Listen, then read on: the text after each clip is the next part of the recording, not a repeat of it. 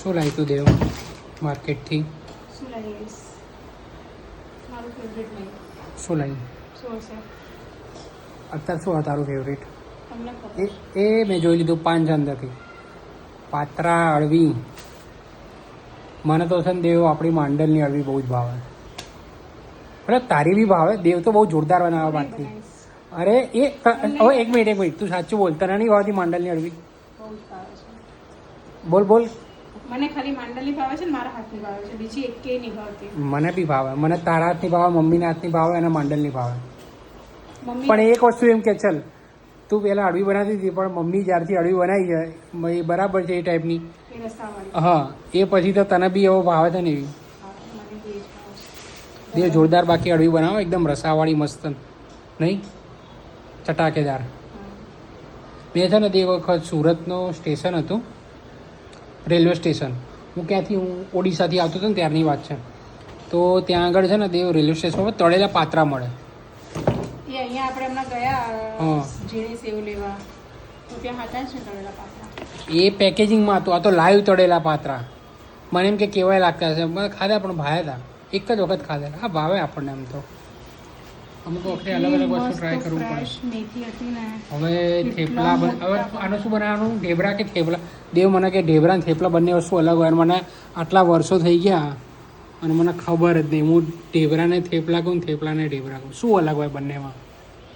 થેપલા એટલે આપણે ખાલી શું કહેવાય, ઘઉંના લોટમાં મસાલો નાખીને ખાલી મેથી નાખીને બનાવી દઈએ એ થેપલા. અને ઢેબરાની અંદર ઘઉંનો લોટ આવે, બાજરીનો લોટ આવે, આદુ મરચાં લસણની પેસ્ટ આવે, બીજો બધો મસાલો આવે, દહીંથી લોટ બાંધે, દહીં ગોળથી લોટ બાંધે, એ થેપલા, એ ઢેબરા. બરોબર છે. આપણા ગુજરાતી ઢેબરા એવું છે એમ? ક્વિક બને એ થેપલા. હવે આનું તું શું બનીશ? લાસ્ટ ટાઈમ લાવી હતી ઢેબરા બનાવવા માટે, પણ મેં શું બનાવી દીધું? શું બનાવ્યું તું? ગઈકાલે તમે ટિફિનમાં શું લઈ ગયા? અલ્યા એ મેથી હતી? સાચે? તમને ખબર ના મને સિરિયસલી નહીં ખબર કે કઈ ભાજી હતી.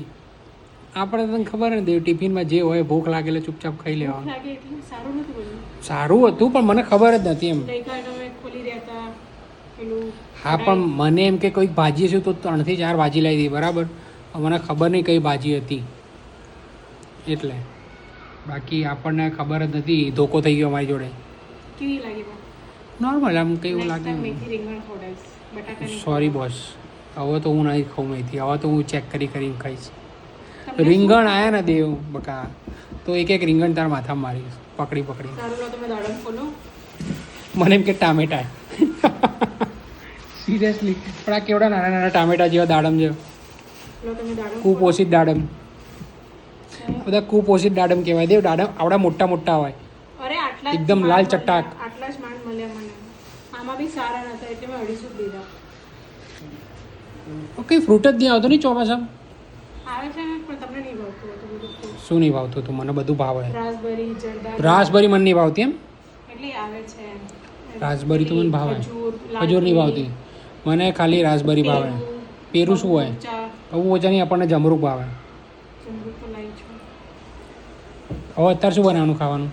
દાબેલી. વાહ વાહ વાહ, તો દાબેલી બનાવે. બાકી એક શું કહેવાય, મેસેજ આવ્યો છે કે દાબેલીની રેસીપી શેર કરો. એ ગયા દાડમ ગયા તે બધા દાબેલીનો મસાલો લાવી હતી તો મેં કીધું બનાવી દઈએ.